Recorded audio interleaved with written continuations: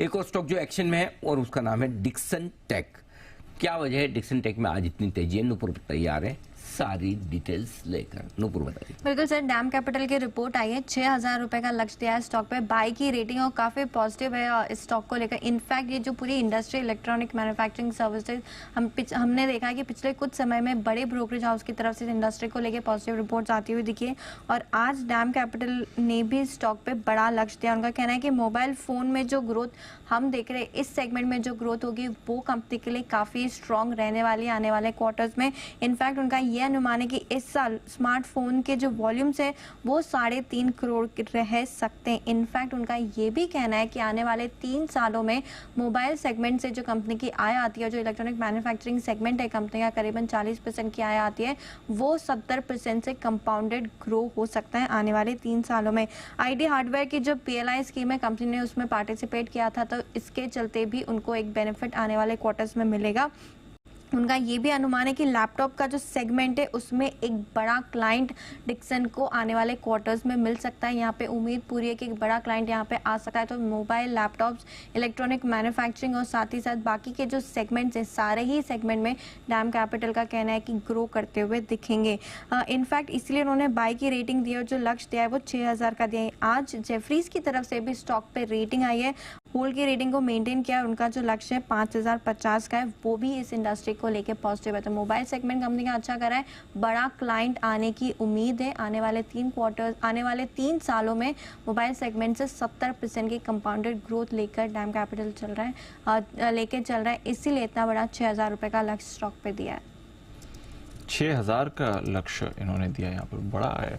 कुछ दिन पहले यहाँ पर कंसर्न्स आ रहे थे, अब वो 2 साल के लिए रिवर्स हो गए कि अगले 1-2 साल के लिए ये नॉर्म्स नहीं इम्प्लीमेंट होंगे, ऐसा समझ सकते हैं? वो इम्प्लीमेंट नहीं होंगे, लेकिन एक पॉइंट के बाद इम्प्लीमेंट होंगे। तो इम्पोर्ट अगर बैन होता है तो इन मैन्युफैक्चरर्स को ही वो क्लाइंट्स आते हुए दिखेंगे। इसीलिए इस उम्मीद पे वो लोग लेके चल रहे हैं कि लैपटॉप वाले सेगमेंट में भी एक बड़ा क्लाइंट जल्द कंपनी को मिल सकता है। Got it.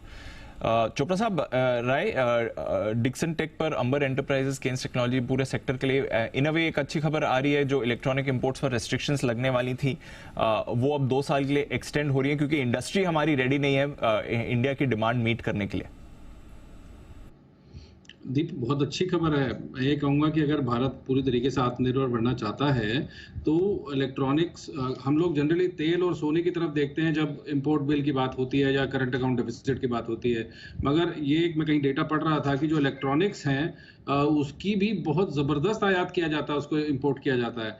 तो डिक्सन जैसी कंपनीज जो हैं इनके लिए PLI स्कीम्स भी लाई गई और भारत में मैन्युफैक्चरिंग, इलेक्ट्रॉनिक मैन्युफैक्चरिंग को प्रमोट किया जा रहा है। और ऐसी भी कोशिश की जा रही है कि भारत में माइक्रो चिप्स, जो सेमीकंडक्टर चिप्स हैं, वो भी बनाई जाए। तो मुझे लगता है बैक टू बैक एक इकोसिस्टम बन रहा है। और भारत भी, मुझे लगता है कि कोई बड़ी बात नहीं है कि हम ताइवान की तरह, ताइवान एक बहुत छोटा सा देश है, हमारे शायद हरियाणा से भी छोटा है, और वो एक इतना बड़ा काम कर सकता है, तो हम क्यों नहीं। तो आई थिंक ये शुरुआत अच्छी है, प्रमोट किया जा रहा है इंडस्ट्री को। और मुझे लगता है डिक्सन जैसे बहुत सारे प्लेयर्स और एम्बर जैसे बहुत सारे प्लेयर्स सामने खड़े होने चाहिए, मगर एक इकोसिस्टम जरूरी है कि उनको सेमीकंडक्टर चिप्स भी प्रोवाइड कराइए, उनको PLI स्कीम्स भी दीजिए, ताकि ये अल्टीमेटली सस्ते में अच्छा प्रोडक्ट बना पाए और हम लोग नेट एक्सपोर्टर्स बने इंपोर्टर्स की जगह।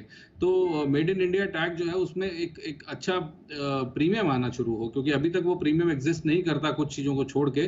तो इलेक्ट्रॉनिक्स में भी मुझे लगता है मेड इन चाइना या मेड इन जापान को जो प्रीमियम मिलता है वो भारत को भी प्राप्त हो। मैं ये मेरी इच्छा है और एक सपना भी है कि भारत एक बहुत बड़ा एक्सपोर्ट हब बने इलेक्ट्रॉनिक्स के लिए। तो अच्छी खबर है, अच्छी पहल है, और डिक्सन मुझे लगता है यहाँ से भी थोड़ा ऊपर जा सकता है, आपको 5400-5500 तक का भी सर दिखा सकता है। डिक्सन टेक्नोलॉजी पर राय आपके लिए और बाकी सारे इसी तरह के शेयरों पर